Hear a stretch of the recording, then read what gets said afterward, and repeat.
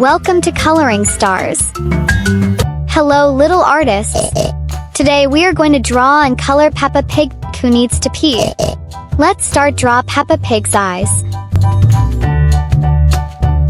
her nose, and the shape of her head. I draw her mouth, and a circle for her cheek, her ears. I draw her body, and her arms. She is holding her arms like this, because I think she needs to pee. Her legs, her tail. Now let's draw a toilet.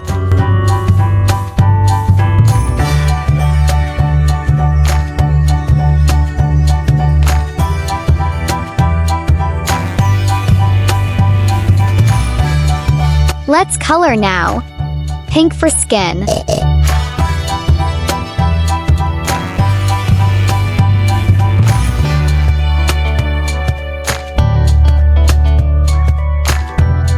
Purple.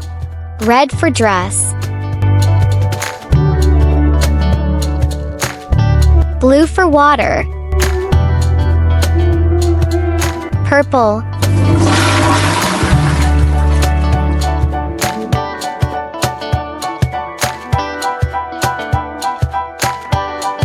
Green.